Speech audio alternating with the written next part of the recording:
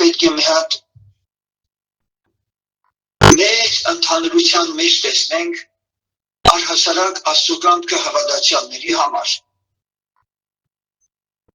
Օրինակ, երբ որ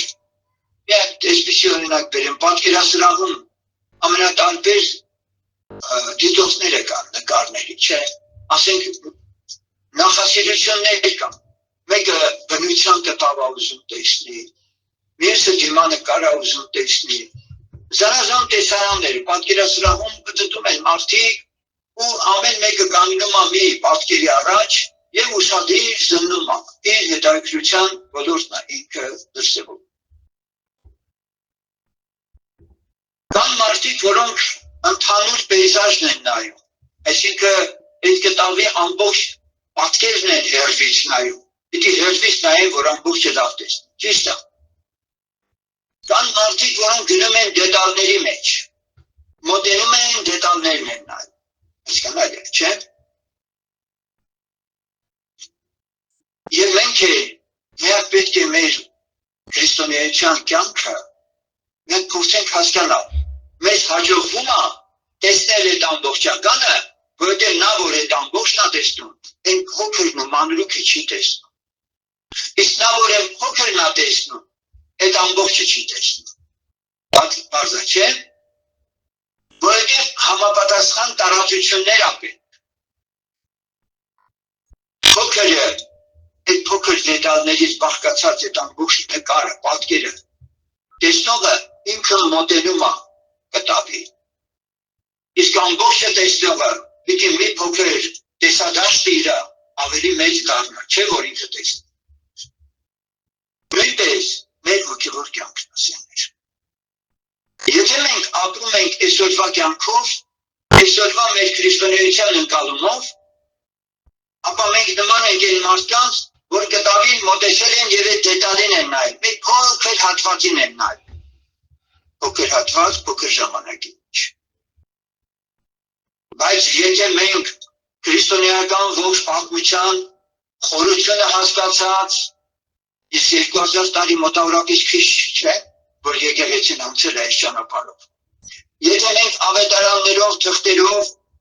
այդ ամբողջ պատկերն ենք ուզում հասկանալ,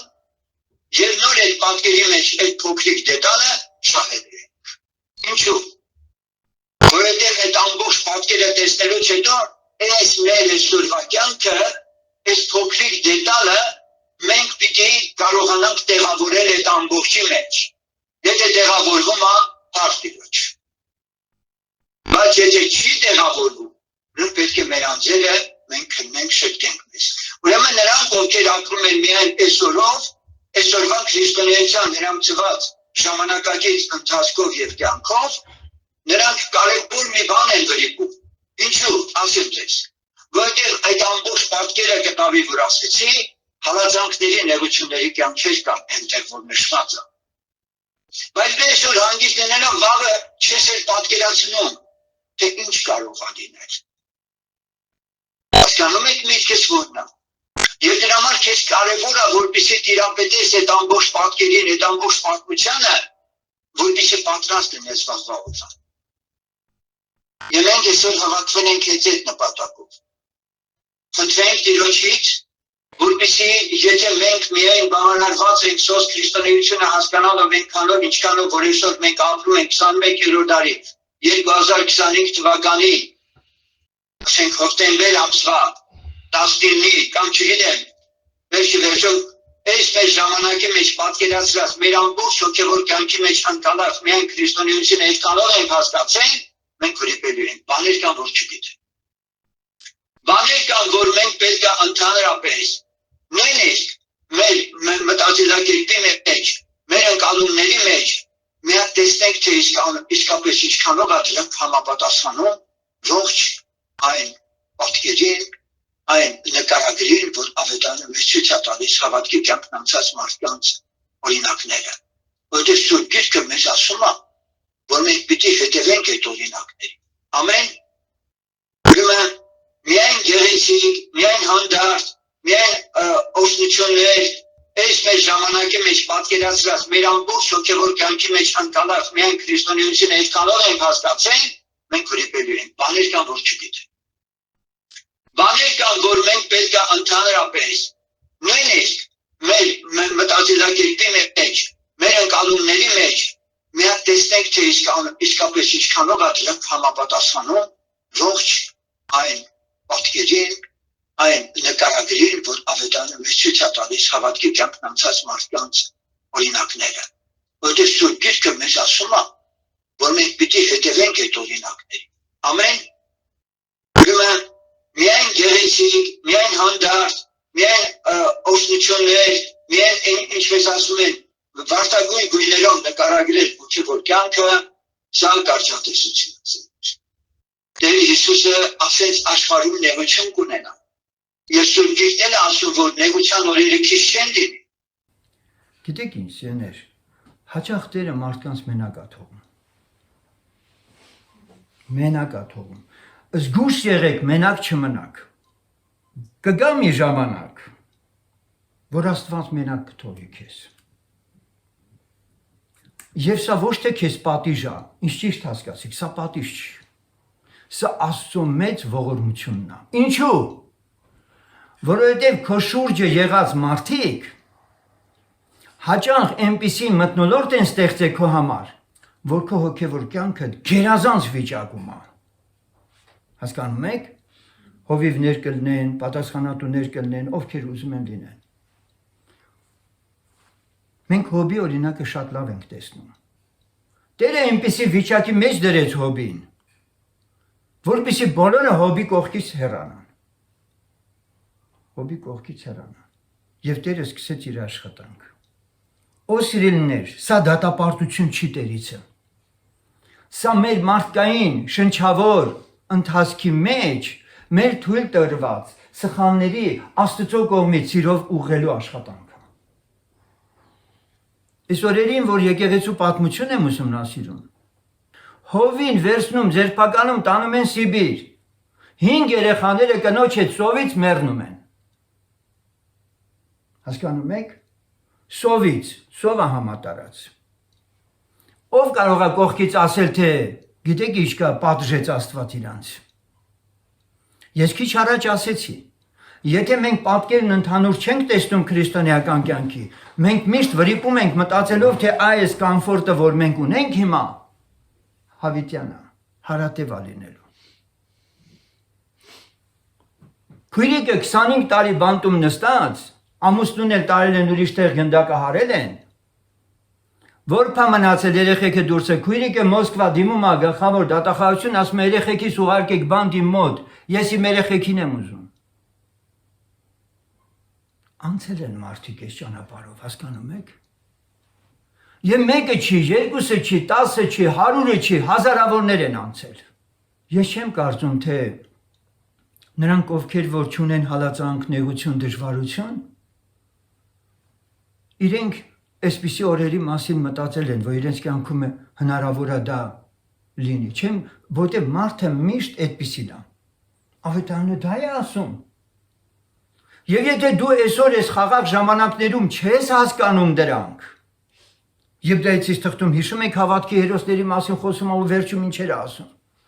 Մորթիներով պտտեցին այս եղանենը եւ մեկ հարց է առաջանում. ինչի համար Տեր։ Չէ որ դու ողորմած Աստված ես։ Չէ որ դու սիրող, գթառատ, ողորմած Աստված ես։ Բայց ինչի է Զմյուրնա եկեղեցուն ասում 10 օր նեղություն կունենաս։ Բայց հավատարիմ եղիր միջև մահ։ Եկեղեցին գլխովին պետք է գլխատվի, հասկանում եք, նահատակվելու են բոլորը։ 10 օր եւ բոլորը պետք է նահատակվեն։ Եվ կարդում ես Սուրբ Գիրքը, պատվական է Տիրոջ առաջ սուրբերի մահը, դու դժվար ես դա հասկանում, որովհետև միշտ Աստծուն ողորմած կարծելով, միշտ մտածել ես նա քո հացն է տալի, ջուրն է տալի, բժշկում է, վերջապես ամեն ինչով ապահովության պատում է քեզ, երկերա դնում շուրթերը, լավ։ Բայց այդ մարդիկ, որ անցել են դրանով, նրանք մենակ չեն մնացել։ Պողոս առաքյալն ասում է, առաջի ատյանում ամենքը ինձ թողեցին, բայց Տերը կողքից կանգնեց։ որպեսզի ինձ զորացնի, որ իր ավետարանը ամբողջությամբ ինքը կարողանա քարոզել։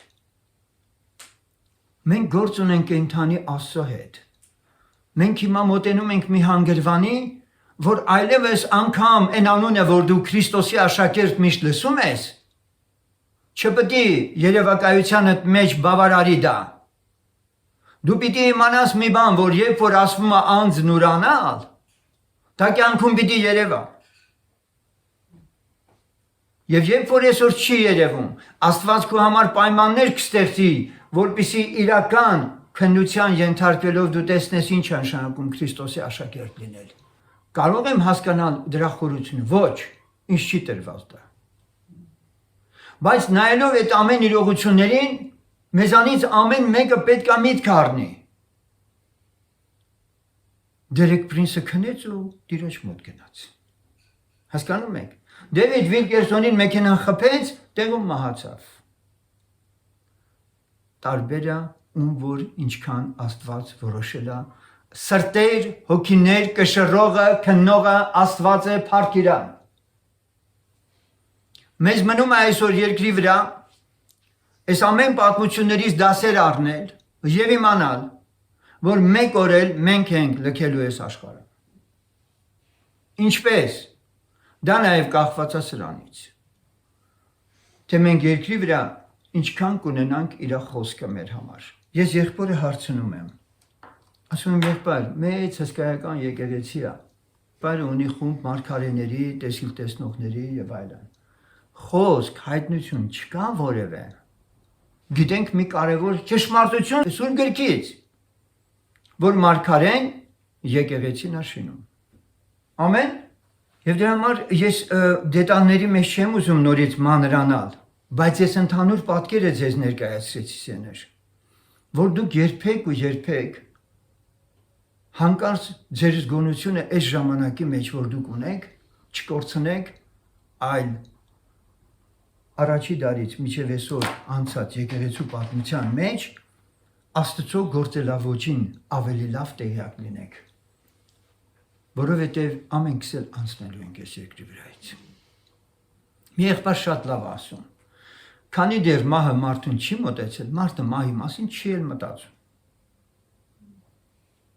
Բայց երբ մոտենում է սկսում է մենակ դրա մասին մտածել արդեն։ Հարստությունը, փառքը եւ այլն արդեն աշներին չի գալիս։ Մարդը խաբվել էր։ Եվ այսօր ես ուզում եմ սենել այս ամենը, որ մենք լսում ենք,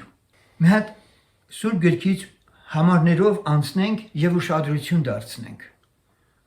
Մենք ինչ ժամանակում ենք ապրում եւ ինչ ժամանակներ կարող են ապագայում գալ։ Այսինքն ինչ եւ այդ օրինաչափությունը գոյություն ունի, երբ Աստված միտեղ հունձք է անում, իսկ Տեր Հիսուսն ասեց այդ խոսքերը, հունձքը շատ է, մշակները քիչ, նայեցեք, արտերը ինչպես են արդեն ջերմակել, չէ՞։ Եվ մի առիթով այդպես էլ ասեցին բոնկին, ասեցին գնային հետամնաց աֆրիկացիներին քարոզի, դու Գերմանիայում ես բարձր ինտելեկտ ունեցող մարդկանց մեջ ինչ ես ավետարանում։ Գորգրալով էլ քարոզում ես հələ։ Բոնկին են ասում։ Ասում եք գիտեք ինչ, որտեղ հունձքը հասել է, ինձ Տերը այնտեղ է ուղարկում։ Այս Գերմանիայի ժամանակը չի, երբ ժամանակը կգա, այնտեղից կգան հունձք կանեն։ Դրա համար Տերը մարգարեաբար, մարգարեի միջոցով այս եղբոր համար կնոջն ասում էր. ես այնպես եմ արել, որ քո ամուսինը իմ ճանապարհները ճանաչում է։ Հասկանում եք զեներ։ Մենք հիմա այս ժամանակի մեջ հասկանում ենք մի բան։ Գլոբալ ավետարանչության համընդհանուր ավետարանչության համար Սուրբ գրքից էլ, կյանքից էլ, պատմությունից էլ եկեղեցուց դա ճշտել են։ Կա օրինաչափություն։ Կա օրինաչափություն։ Եվ այդ օրինաչափությունը սա է։ Ազգերին, ժողովուրդներին Տերը ժամանակ է որոշել։ Որ ազգին երբ այցելի, որ ազգին ոնց ավետարանի։ Ինչ ժամանակում, բայց մի օրինաչափ բոլորի մեջ գնում է։ Աստված երբ որ միտեղ արթնություն է բռնկում, միտեղ արթնությունը, նա պայմաններ է ստեղծում, իսկ պայմանները որոնք են։ Որոնք են այն պայմանները, որ Աստված ստեղծում է, որ իր խոսքն ուղարկի եւ ընդունեն։ Պայմանները պատերազմն է, սովն է, համաճարակն է, երբ ժողովուրդը հովիվ չունեցող ոչխարի պես ուղակի ցիրության է եղել։ Եվ ամեն մեկը ուզում է ապրել ինչպես ինքն է հասկանում, որ պիտի ապրի։ Եվ չկա հավաքող։ Նույնը եղավ 91-88-ից հետո։ Մենք պատերազմ, սով, ցուրտ ու մութ տարիներ տեսանք, արթնություն եղավ։ Ճիշտ է։ Սա օրինաչափությունը ստուգեք պատմական բոլոր իրադարձությունները ու դուք կտեսնեք։ Ռուսաստանում հեղափոխություն եղավ։ Վարանաևային տերը ասեց, այդ քո Ամերիկայի կամֆորտը թող հիմա արի Օդեսա։ Երեք լսում էի ու շատ ուրախացա։ Լսում էի իր կնոջ, Վարանաևի կնոջ վերջին ինտերվյուն, միակը, առաջին ու վերջին, որ 20 տարի բանտ անստել։ Ամուսնուն չի տեսել։ Ամուսին 5 երեխա է ունեցել ու իր կյանքում իրանց չի տեսել։ Այսպես բաժանված են եղել իրանք բանտերում։ Եվ այս կինը մի հատ հետարքիր բան ասեց, որը գլխովին այսին շրջում է։ Հավատքի հերոսները չեն այստեղ ավելի կարևորներ եղել։ Աստված իր գործը անելու համար միշտ մարդ կգտնի սեներ։ Ինձ հասկանում եք։ Այստեղ ուրիշ ֆակտոր կար։ Հարցազրույց վարողը հարցնում է Եկատերինային, Վարանաև Եկատերինային։ Ասում է դուք Օդեսայում կար ժամանակում հասակ հազարավոր հավատացյալների եկեղեցի ունեցաք 20,000, 10,000։ Ասեց շատ հետաքրքիր հայտնություն է։ Ասեց ժողովուրդը ուր պիտի գնային, բա սոված, ծարավ, հալածված, պատերազմից։ Իհարկե Աստծուն պիտի գնային։ Չվերագրեց իր ամուսնուն եւ իրան։ Հասկանում եք։ Այսօր 50-ական եկեղեցին Մոսկվայում Վարանաևը արձանն է կանգնեցրել։ Արձան են կանգնեցրել իր պատվին, որ Ռուսաստանում հոգեգաստական շարժման ղեկավարն է եղել։ Չեմ ուզի դետալների մեջ նորից եմ ասում խորանալ, բայց եներ Տիրոջ գործը հրաշալի է։ Տերը պայմաններ է ստեղծում։ Եվ մարդիկ կարող նրանք տնկել են, մեկը ջրել է, մեկը վերջապես ասենք տնկել է, մեկը ջրել է, աճեցնողն Աստվածը, ամեն իրավարտքը կառնի։ Բայց այս ամենի հեղինակը Տերն է, Փառքիրը։ Եվ այսօր եթե մենք չենք զգուշանում սերներ սրանից, մենք լսում ենք քարոզներ անընդհատ, որտեղ մարդն է ավելի առաջին պլան գալիս։ Մենք դա մերժում ենք։ Հիմա եկեք մի հատ նորից աղոթքով գանք Տիրոջ առաջ եւ խնդրենք Տիրոջը, որպեսզի Աստված ինքը մեր ժամանակները մեզ հասկացնի, որովհետեւ կա ժամանակ, որ քարեր դուրս նետել պետք է, կա ժամանակ, որ քարեր է պետք հավաքել։ Եվ ես ասեցի, ես ամենը վերահսկում է Տերը, այս ժամանակների վրա Տերը վերահսկում է։ Եվ եթե Աստծո վերահսկման ժամանակից մեկը առաջ է անցնում, լավ չի։ Հետ ամնում, նույնպես լավ չի։ Խնդրենք, որ Տերը մեզ ճիշտ ժամանակին, ճիշտ տեղում, մեզանով չէ, իրենով օգտագործի։ Մատթեոս 24-րդ գլուխ 37-38 խոսք։ Եվ ինչպես Նոյի օրերն այնպես կլինի եւ մարդու որդու գալուստը։ Որովհետև ինչպես որ էին ջրհեղեղից առաջ եղած օրերը, ուտում էին, խմում էին, կին էին առնում եւ մարդի էին գնում, մինչեւ այն օրը, որ Նոյը մտավ տապանը։ Եվ չգիտացին, մինչեւ որ ջրհեղեղն եկավ եւ ամենքը վեր առավ, այնպես կլինի եւ մարդի որդու գալուստը։ Մինչեւ 39-րդ խոսք կարդացինք։ Շարունակաբար սա մենք որպես քրիստոնյաներ լսել ենք, լսում ենք սեներ։ Դուք երբ այս տողերը կարդում եք, ասում եք լավ, սովորական մի հատ կյանք է նկարագրված։ Ինչ հատ բան կա։ Կին առնել, ուտել, խմել, տուն շինել, չէ՞, ինչ վատ բան կա սրանում։ Բայց դուք այս ամեն տողերի մեջ չտեսաք, որ մարդիկ Տիրոջը պաշտում էին։ Ճիշտ է։ Պաշտամունքի վերաբերյալ ոչ մի խոսք։ Սովորական մարդիկ ապրում են եւ պարզ հասկացվում է, որ Աստծուն մարդիկ իրենց կյանքից դուրս են արել։ Եվ իրենց կյանքը միայն սա է, որ իրենք երկրի վրա մի քանի տարի լավ ապրեն։ Հասկանում եք ձեներ։ Մենք այստեղ ուրիշ բան չենք լսում։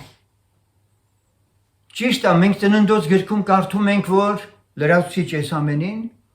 որ մարդկանց մտածմունքները Տերը տեսավ, որ իրենց մանկությունից ի վեր չար էին,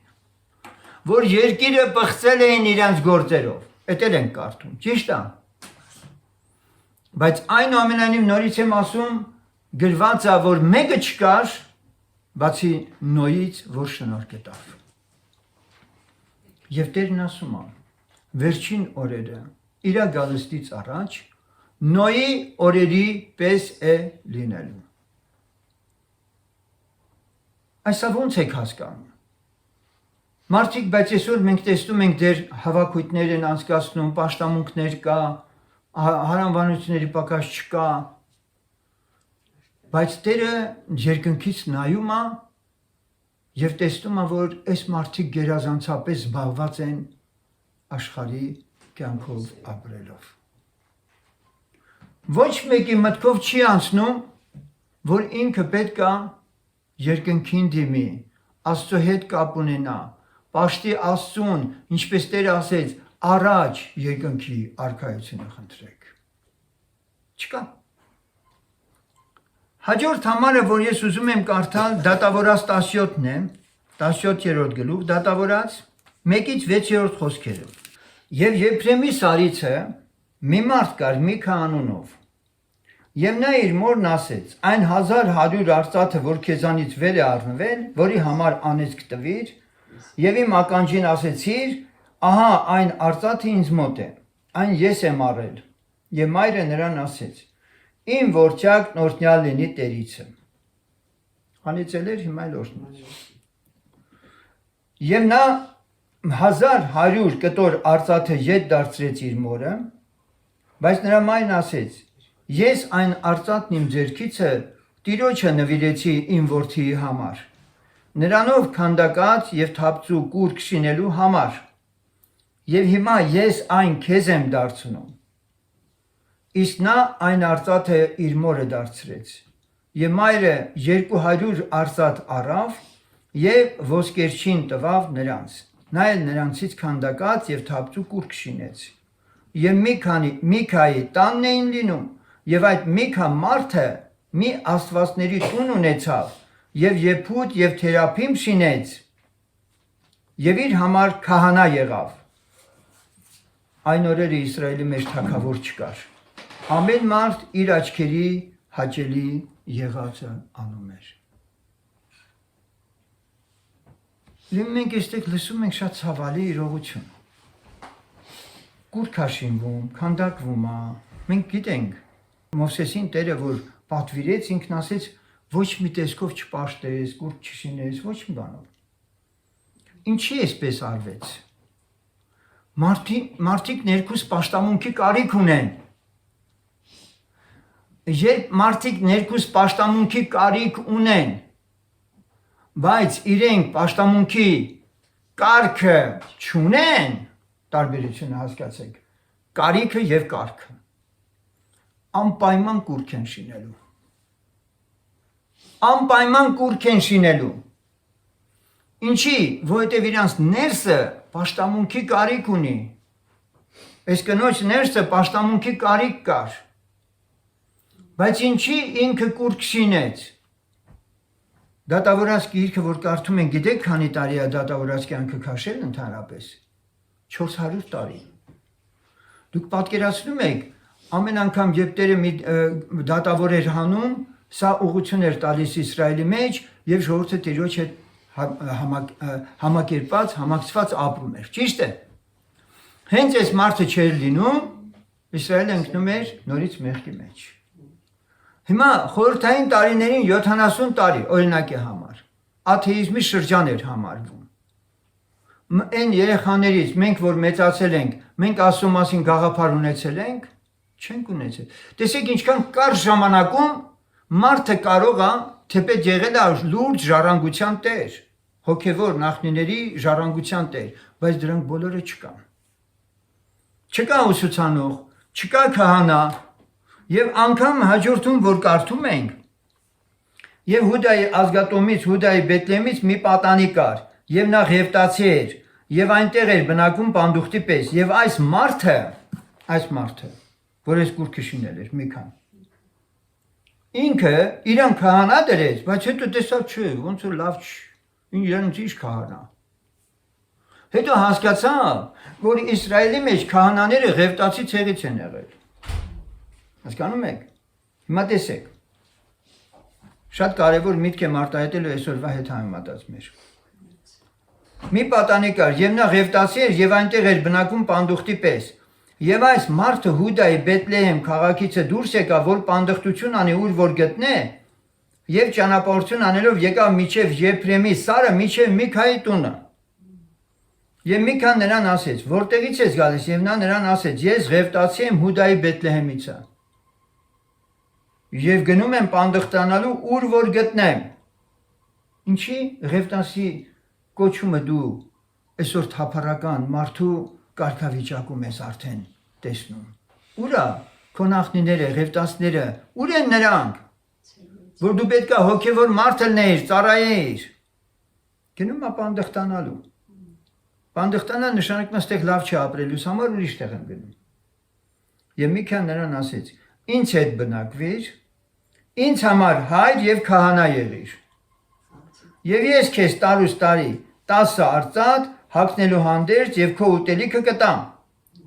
Ղևտացին էլ գնաց եւ Ղևտացին հավանեց, որ այն մարդի հետ բնակվի եւ այս պատանի նրա որդկանց մեկին պես եղավ նրա համար։ Եվ Միքան Ղևտացիի ձեռքը լցրեց։ Մարդը կուրքա շինել, ճարում է իր համար մի հատ էլ Ղևտացի եւ այս Ղևտացին պիտի ծառայի։ Հիմա այս Ղևտացին ում է ծառայելու։ Եհովային է ծառայում թե Միքայելին։ Միքայելն է ծառայում։ Ինչ է ինքը անելու։ Երևի պապից կամ որևէ մեկից մի երկու բան գիտի։ Եփուդը ինչ է, ես մեկը ինչ է եւ այլն, բայց անշուշտ մենք այստեղ տեսնում ենք այն օրերի Իսրայելի մեջ թագավոր չկար, ամեն մարդ իր աչքերի հաճելի եղածներ անում։ Ամեն մարդ իր աչքերի հաճելի եղած։ Այս դրվագը ինչի համար է գրված սեներ։ Որպեսզի մենք մի հատ ուշադրություն դարձնենք։ Արդյոք մեր ծառայության տակ Աստված ստորագրում է թե չէ։ Արդյոք մենք մեր պաշտամունքի կարիքը Աստծո ուզած կարգով ենք անում թե չէ։ Հասկանում եք։ Իսկ որպեսզի Աստծո կարգով լինի, այդ կարգ բառը ինչ բառի հետ համեմատվում Սուրբ գրքում, վարդապետություն։ Վարդապետություն։ Ես էլ եմ կրկնում, նահատակված իմ եղբայրները, քույրերը, որոնք երկնքում են, նրանց հասցեին ոչ ոք իրավունք չունի որևէ թթու խոսք ասել։ Դու չես քաշել այն ինչ որ իրանք են քաշել։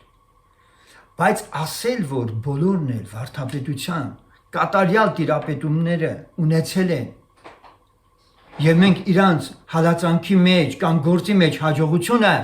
դրա հետ կապենք, էլի ճիշտ չի սերներ։ Հասկացանք ես ինչ եմ ուզում ասել։ Այսինքն իմ ասացիս իմաստը սա է, որ նրանք, ովքեր որ մենք հետո պատմությունից տեսնում ենք, թե ինչպես է փոխվում վարդապետությունը, եւ էլի մարդիկ գնում են բանտեր,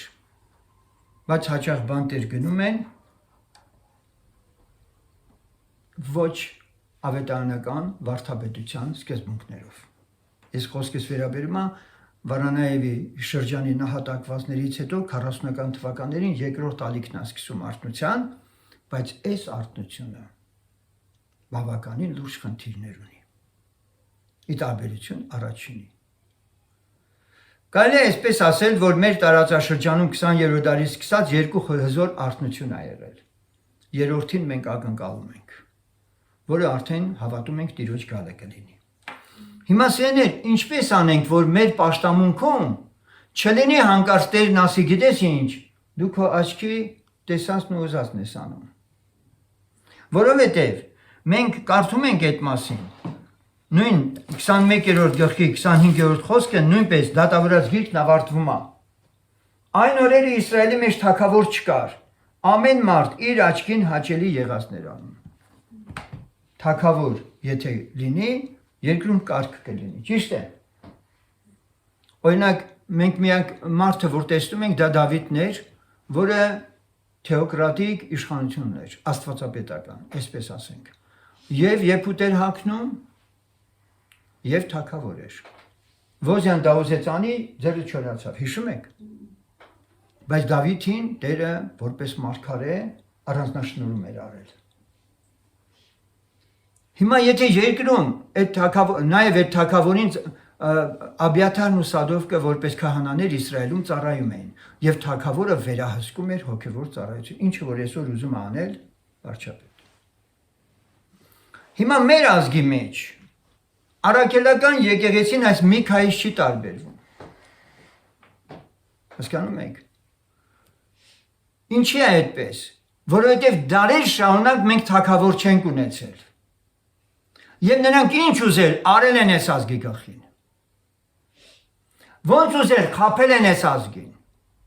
Միայն թե իրենց գործերը լավ են։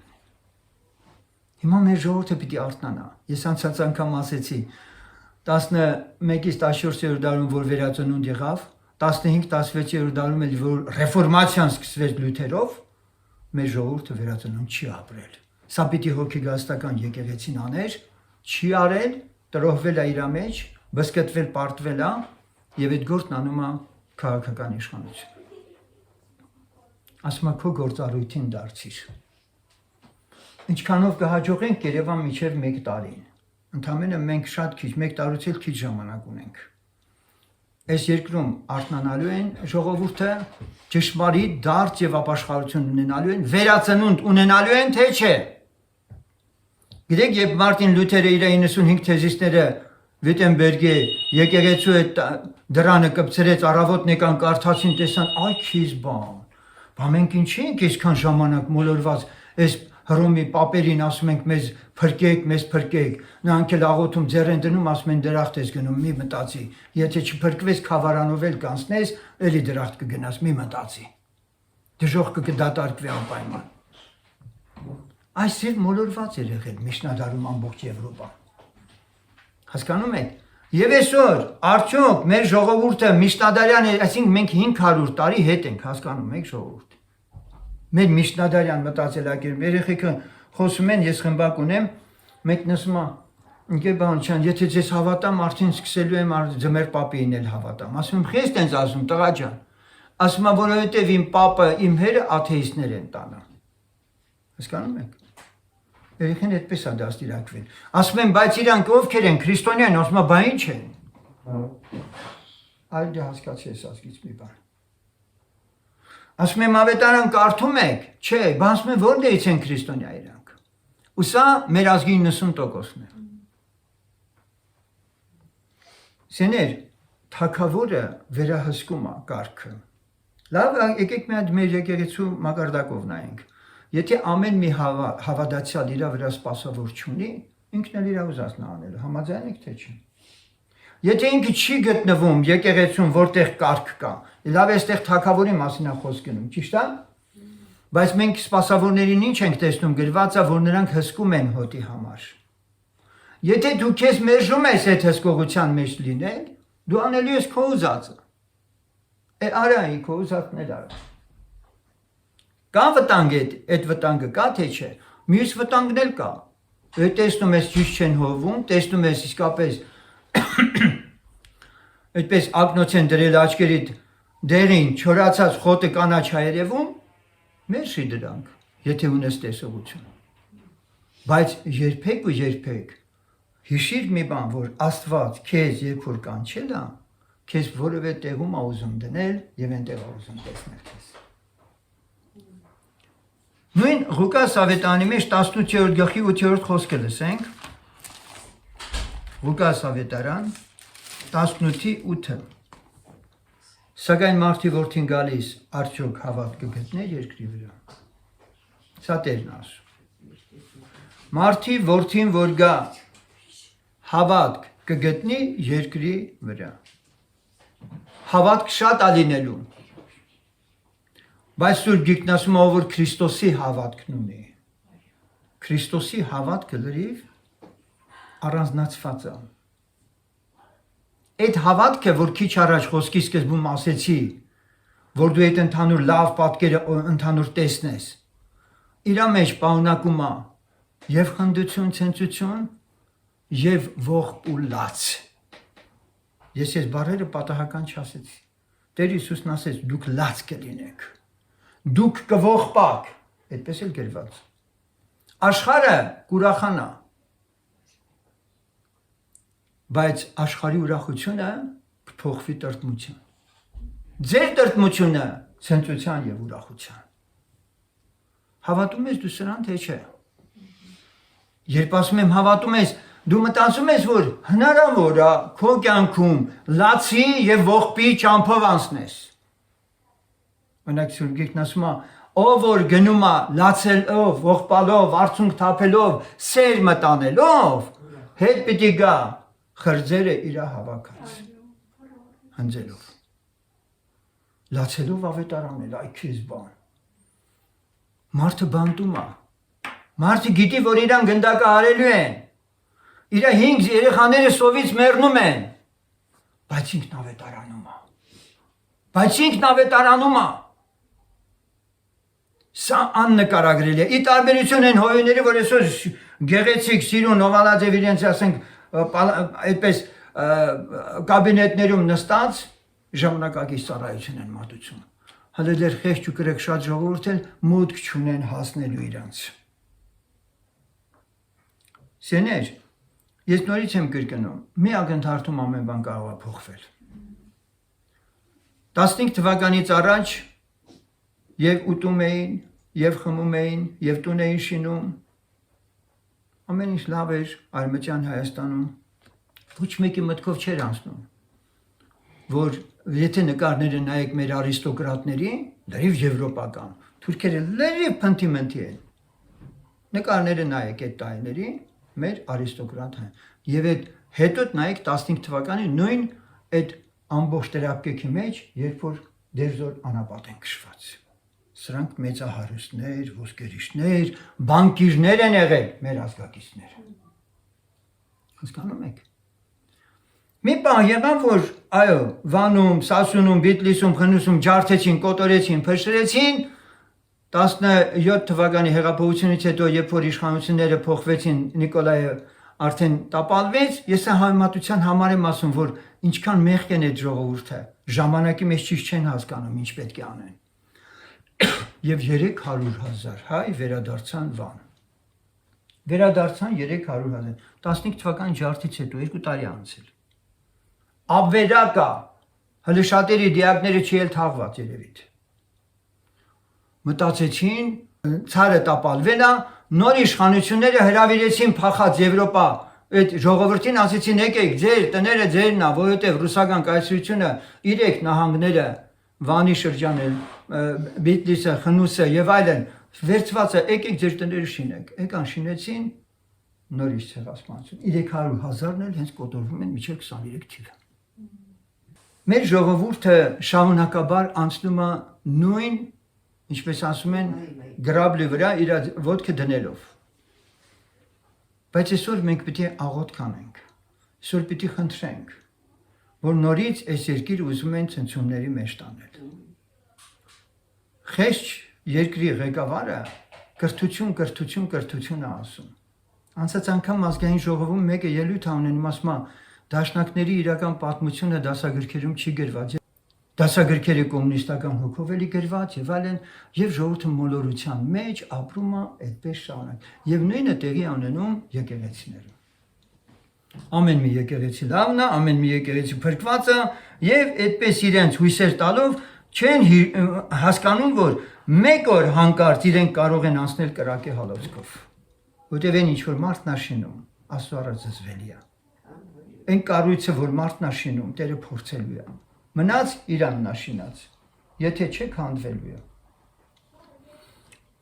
Ես ունեմ էլի մի քանի մտորումներ ձեզ հետ կիսելու սեներ։ Երկու համար էլ էլի ընթերցեմ,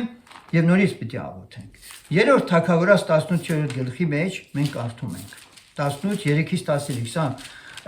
մի հետաքրքիր դրվագ է, որ անպայման ուզում եմ սրա վրա էլ ուշադրություն դարձնենք։ Ուրեմն 18-ի 3-ից 13 Աքաբը կանչեց իր տան վերակացու Աբդիան եւ Աբդիան տերիցը շատ վախենում էր։ Հենց մենակ այս ամբողջ նախադասությունը մի տեսակ մտածելու տեղիք է տալի։ Թագավորը, որ ամբարտավան թագավոր է, իր կնոջ հետ միասին, Հեզաբելի, որը մարգարեներ է կոտորում, բայց արի ուտես, որ սրա կողքինով է, իր տան վերակացու Աբդիան, ամբարիշ թագավորի կողքին, տան վերակացու Աբդիան, ով է այս Աբդիան։ Աբդիան տերիցը շատ վախենում էր։ Ինչպես տեսնում եք, Աբդիան ունի առաջնորդ, թագավոր։ Բայց այնքան արթուն է ինքը, որ այդ թագավորի առաջ ոչ քծնում է, ոչ երեսպաշտություն է անում, այլ իր սիրտը Տիրոջ հետ միշտ ուղիղ է պահում։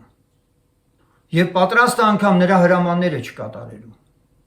Աբդիան պատրաստ է թագավորի հրամանը չկատարելու։ Տեսեք ինչ է արել այս մարդը։ Եվ երբ որ Հեզաբելը կոտորում էր Տիրոջ մարգարեներին, այն ժամանակ Աբդիան 100 մարգարե առավ։ Եվ նրանցից 50 մարդ առավ, քարայրների մեջ թաքցրեց եւ նրանց կերակրեց հացով ու ջրով։ Հասկանում եք։ Ծածուկ գաղտնի մի բան անում է թագավորից, որ Տիրոջ առաջ խիստ հաճելի է, անունը կա, Սուրբ Հոգին շարադրել է տվել այս մարդու անունը։ Այս մարդը ոնց չէ հիշատակվում հիմա Տիրոջ առաջ, իհարկե հիշատակվում է։ Եվ ես ձեզ մի պարզ ճշմարտություն ասեմ։ Դու հնարավոր է դատվես ոչ թե քո արածի համար, այլ չարածի համար։ Ինչ հասկանում եք ես ինչ եմ ասում։ Եվ սա ամենամեծ ողբերգությունն է լինելու քո, որ դու քո անձի իբր սուրբ ես պահում, բայց Աստծո առաջ ոչինչ չունես։ Ոչ թե դատվելու են արածի համար, այլ չարածի։ Արագ մի անգամից հիշեցնեմ ձեզ Ղևտացին ու քահանան, որ իջնում էին դեպի Երիքով Երուսաղեմից։ Այս առակնի մեզ ինչ է ցույց տալիս։ Դատապարտելի են քահանան ու Ղևտացին թե չէ։ Ինչի համար։ Բա իրանց քարոզներում իրանք ողորմություն են քարոզում։ Իրանք երևելիներ են, դանդաղ քայլում են, փառք ու պատիվ են առնում ժողովրդից։ Բայց ավազակների ձերքն ընկած այդ մարդուն կողքով անցան ասին, ես ինչ հոտ էլ փչում է սրա վրից, վերքերը շուտվանից էլ չի կապած։ Հասկանում եք։ Եվ մենք այսօր ուզում ենք, որպեսզի Տերը մեզ հաճի, բայց մեր ընկալած մակարդակով, մեր ընդունված մթնոլորտով։ Սեներ, Աստծո խոսքը երբեք ինքը իր վրայից չի անցնում։ Աստծո խոսքը ասում է, որ մի հովտ, մի նշանագիր չի անցնելու։ Ծայրից ծայր, սա դատաստանի գիրք է բոլոր նրանց համար, ովքեր որ կփորձեն աստվածապաշտությունը իրենց ձևով հասկանալ, ինչպես լսեցինք, աչքի տեսածն էին անում իրենց։ Թագավոր չկար, ամեն մեկը իր աչքի տեսածը, իր սրտի ուզածներ անում։ Եվ դրա համար այս Աբդիան մենք տեսնում ենք առանձնանում է, Աստծուց վախ ունի։ Ես շատ հաճախ գիտեք, մի հատ այս համառոտ երկխոսություն ասեմ, դուք ինձ ճիշտ կհասկանաք։ Երբ որ մի հարանվանության միջից մեկը հետս խոսում է, եւ ես զգում եմ, որ նրա ծիծաղը, նրա ժպիտը, նրա սեր ցուցաբերելը կեղծ է, եւ ուզում եմ հոգեվոր բան խոսա հետս, ասում եմ դու Աստծո վախը չունես, ասում եմ խի, ասում եմ որտեղ դու կեղծավոր ես։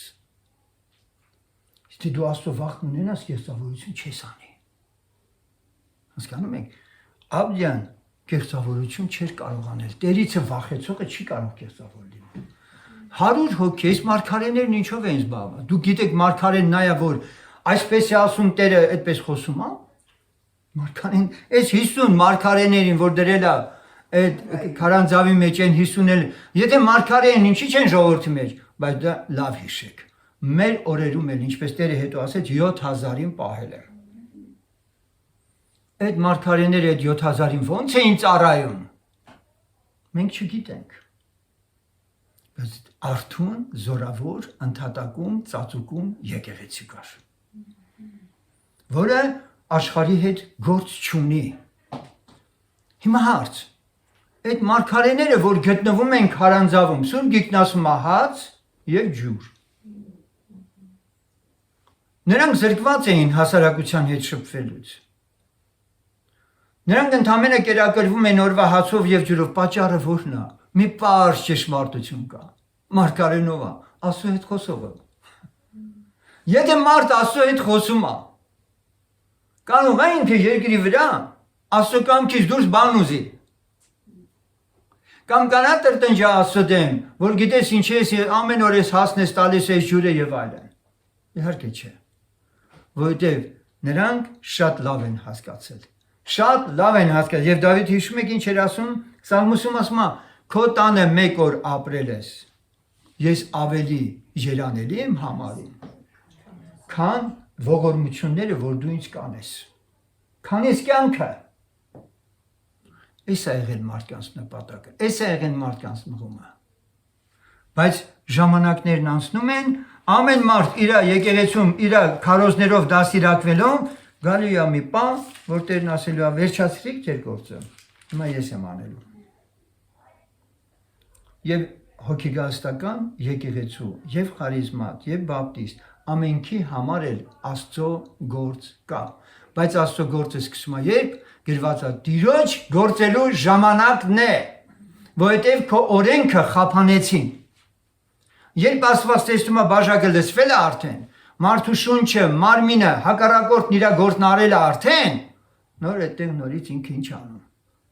արթնություն է բռնկում։ Ուրեմն թող Աստված օրհնի, մենք այս օրերի մեջ նախ մեր անձերին արթուն լինենք, սեներ, 16-րդ գլխում մենք Հովանու ավետարանի 20-րդ խոսքում լսում ենք այսպիսի տողեր կա գրված։ Ճշմարիտ ասում եմ ձեզ, որ դուք լաց կլինիք եւ կողողպաք Եվ աշխարհը կուրախանա, դուք կտրտմիք, այլ ձեր տրտմությունը ուրախություն կլինի։ Եթե դու այս տողերը մենակ կարդում ես եւ ասում ես, հա, դա հիմա լավ է, մենք ապրում ենք, սա մեզ չի վերաբերում, մեկ օր Աստված քո ավետարանի ընթերցանության էջերով կանցկացնի քեզ կբերի այստեղ, կասի հիմա սա է քո վիճակը, նայ, ես քեզ ասել էի, որ սենց օրեր էլ լինել։ Հարականց գրքում գրված է, որ գեշ օրերը քիչ չեն լինելու։ Ուրեմն սեներ, ընդհանուր այսօրվա իմ հորդորական խոսքս մեկ նպատակ ունի, որ մեր այսօրվա ժամանակների մեջ մենք ներդաշնանք Աստծո հետ հաղորդակցության կյանքի ներքին խորը մղումը չփոխենք երբեք։ Մեր մարմնավոր ընկալումով, ինչ որ մեկի ասելով, կամ ինչ որ մի եկեղեցում գտնվելը մեր համար դառնա արդեն երաշխիք փրկության, հասկանում եք։ Այլ միշտ հետևենք սրան, թե իսկապես մենք պատրաստ ենք լինելու այն ամենի միջով անցնենք, որ ամեն բան հնարավոր է փոխվի ու մեր համար դա անակնկալ չլինի։ Աղոթենք, որպեսզի Տերը մեզ ավելի պատրաստ անի։ Երբ ուշադրություն ենք դարձնում Աստծո խոսքին,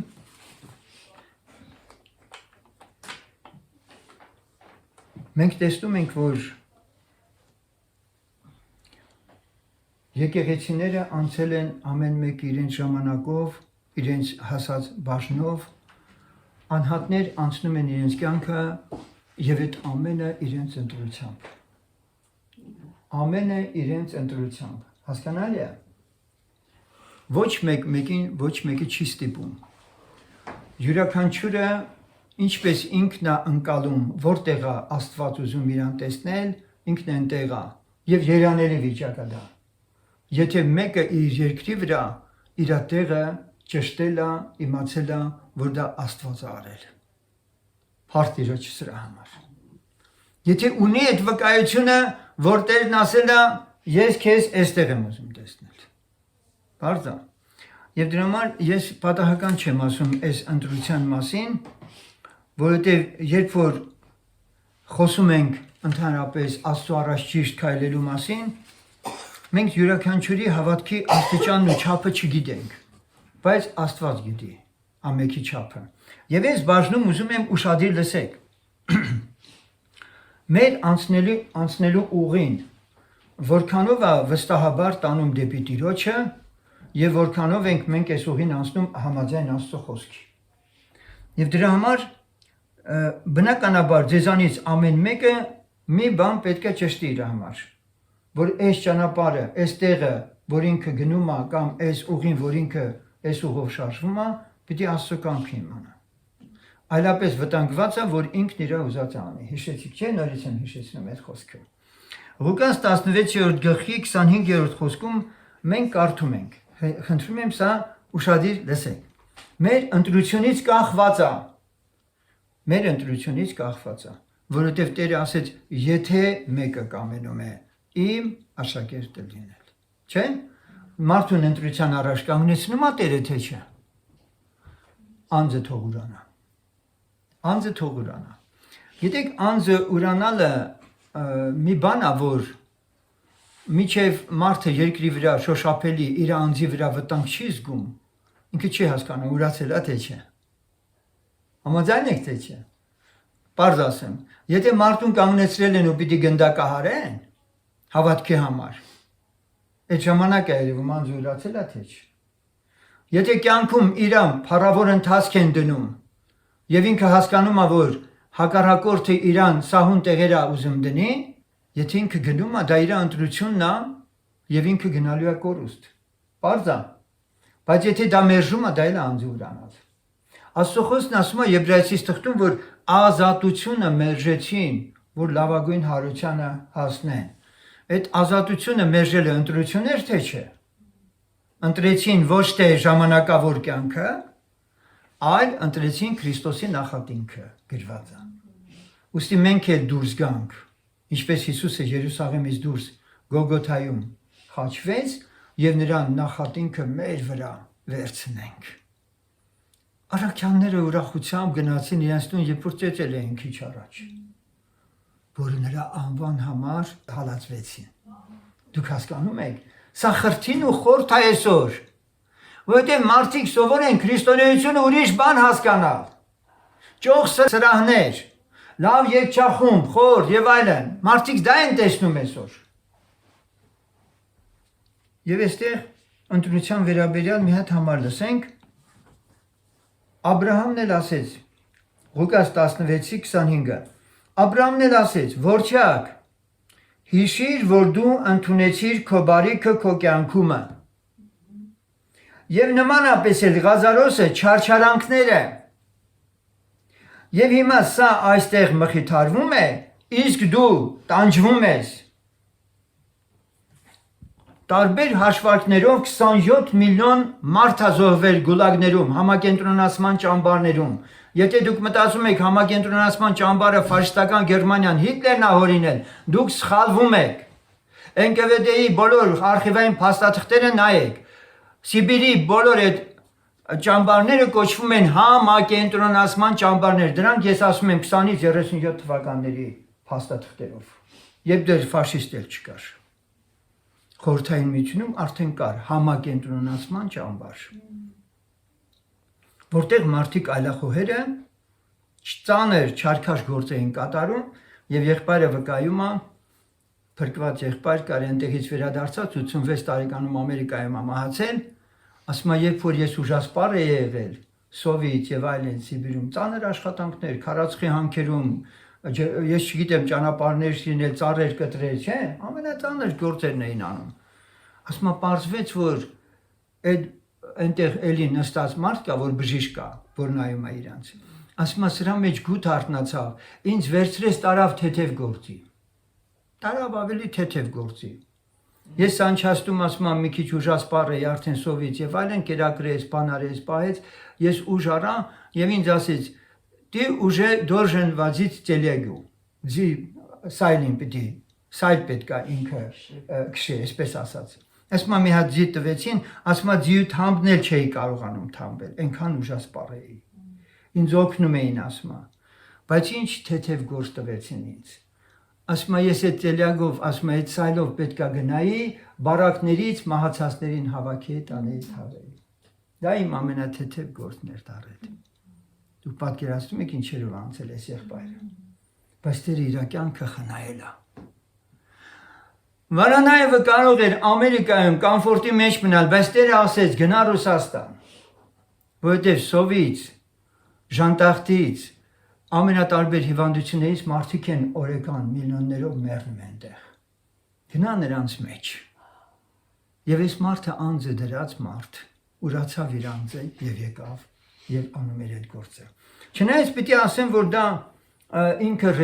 պարբերաբար զեկուցումներ էր ուղարկում, նամակներ էր ուղարկում, նամակները կան, ինքը ոնց է, իր կինը, իր երեխեքը ինչքան սոված են, Ամերիկայից փող են ուզում, հասկանում եք, ուղարկում են, չեկերը կա, պահպանված են այդ բոլոր փաստաթղթերը։ Հեշտ չի եղել այս միսիոների կյանքը։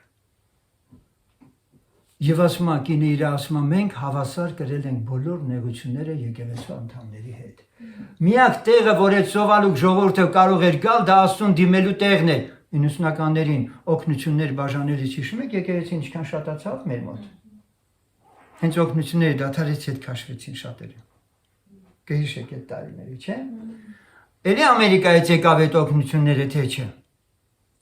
Պատմությունը ազգերի ժողովուրդների մեջ կրկնվում է։ Ուրեմն որտեղ սկսվում է այդ նեղությունը, այնտեղ արթնություն է լինում։ Հիմա ընտրության խնդիր։ Շատերս մնացինք այստեղ, թե չէ։ Ես չեմ դատապարտում գնացողներին, բայց եթե Տիրոջ հետ են մնացել, Աստված օրհնի իրանց։ Բայց այստեղ գրվածն ասում է. դու մեծահարուստին ինչ ասում։ Հիշիր, որ դու ընդունեցիր քո բարիքը քո կյանքումը։ Դու ընտրություն կատարեցիր։ Ուտեմ, խմեմ, ամբարներս մեծացնեմ, բան, արել ես, դա քո ընտրությունն էր։ Ղազարոսը չարչարանքները։ Ես էլ արդար Աստված եմ։ Դու հիմա կգնաս չարչարվելու, սա պիտի մխիթարվի։ Հասկանում եք սեներ։ Հայտնության գիրքն ասում է, երանելի են, եւ նաեւ Սուրբ գիրքն են կարդում, Տիրոջմով, Քրիստոսով ննջածները, որովհետեւ իրենց գործերիցը հանգիստ գտան։ Հանգիստ գտան։ Ոսիներ, պետք չէ առաքյալ, մարգարե, ավետարանիչ լինեք, որ դուք այսքանը հասկանաք։ Սա ամենքիս է վերաբերում։ Ամեն։ Եվ նրանց գործերը գնում են նրանց հետևից։ Գաղատացիս թուղթը, երբ որ կարդում եմ, կարծում եմ ձեր մոտ էլ այդ համարները դուք կարդացել եք, մի քիչ մտածելու տեղիք է տալիս։ Փորձենք այս համարը մի հատ հասկանալ։ Գաղատացից 6-րդ գլուխ առաջին խոսքից։ Եղբայր, եթե մեկը հանկարծ բռնվի մի հանցանքով, դուք որ հոգևոր եք, այնպիսին հաստատեցեք հեզության հոգով։ Զգուշացիր քո անձին, որ դու էլ չփորձվիս։ Իրար բերը վեր առեք եւ այսպես Քրիստոսի օրենքը կատարեցեք։ Իրար բերը վեր առեք եւ Քրիստոսի օրենքը կատարեք։ Ով ասում, որ օրենք չկա։ Երկրորդ օրինացը գուցե չլինի, բայց Քրիստոսի օրենք գոյություն ունի։ Եվ այդ Քրիստոսի օրենքը սա է. չկա ավելի մեծ սեր, քան մեկը իր անձը դնի իր եղբոր համար։ Եվ այստեղ մի շարունակություն կա, սերներ, որը ուզում եմ հասկանանք։ Որովհետև եթե մեկը համարում է, թե մի բան է եւ չէ, նա իր անձը խաբում է։ Բայց ամեն մեկը թող իր գործը կշռե եւ ապա միայն իր անձի վրա պարծանք կունենա եւ ոչ թե ուրիշի վրա։ Այսօր դու ասում ես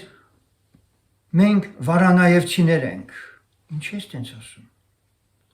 Վարանաևը, որ իմանար քրիստոնյա բառը փոխարինել են իր անունով, ահա որ ծանր կտանеш։ Ճիշտ է։ Այսօր դու միշտ հմկահարում ես, ես եկեղեցու պատմության մասին, որ խոսում եմ, 50-ական եկեղեցու պատմիչները շատ նյուանսներ կա մոռանում են, եւ այնտեղ զգում ես ոնց է իրանց զգացմունքը առաջնորդի նկատմամբ պաշտամունքի վերածվել։ Զգուշ պետք է լինենք, սեներ։ Հասկանում եք ես ինչ եմ ասում։ Եվ այստեղ ինչ է ասում։ Ասում է հանկարծ ուրիշի վրայով չպարծենաս։ Բա մեր եղբայրս են լավ արել, այդ եղբայրը Տիրոջ առաջա գրված է նրանց հավատքի վախճանին հետևիր, չէ՞։ Եթե փառավոր վախճան են ունեցել, Տերը օրհնի։ Նայելա Տիրոջ մոտ եւ դու էլ մեծ ուսուցում ես ստացել, կրթություն ես ստացել, նա քո համար օրինակ է։ Երանելի ես, որ այդ մարդու հետ էլ շփվել ես, այո, բայց պաշտամունք մի շիներ։ Միև վերջի համարը, որ ես այսօր այս Գաղատացիս թղթից ուզում եմ այս համարը կարդալ, շատ զարմանալի է, որ ամեն մեկը իր բեռը պիտի վերառնի։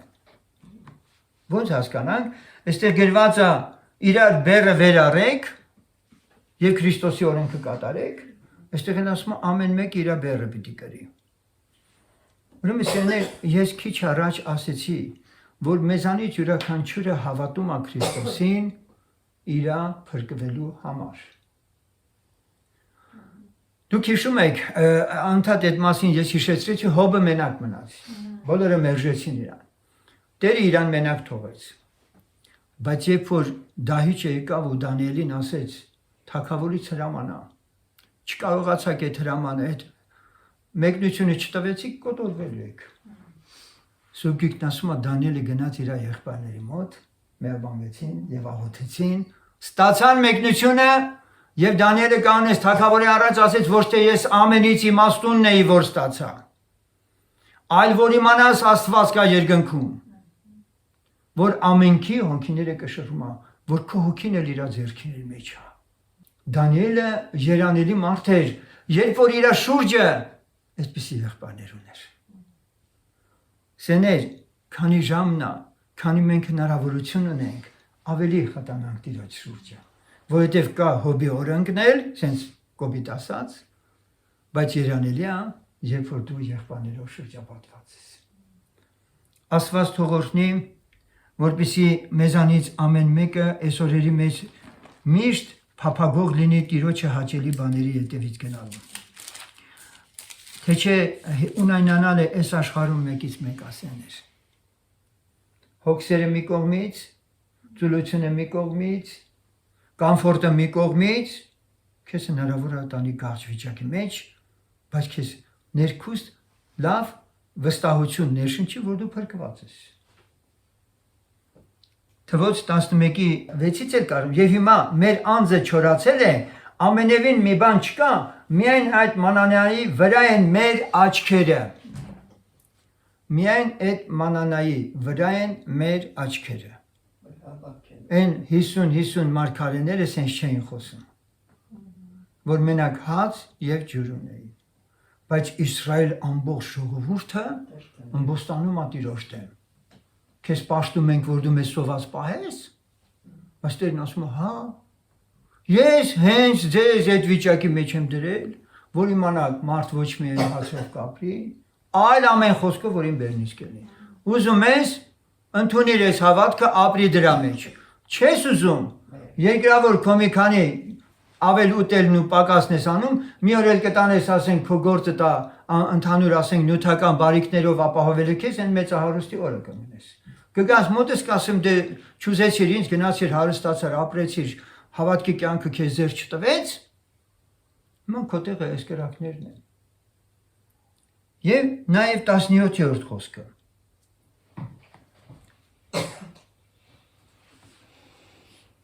Եվ ես այնտեղ կիջնեմ, խոսեմ քեզ հետ, եւ քեզ վրա եղած հոգուցը կառնեմ,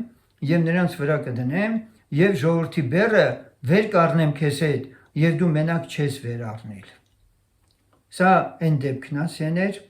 երբ որ Մովսեսը ինքը առավոտից իրիկուն նստած ժողովրդի դրանը անընդհատ դատավարություն էր անում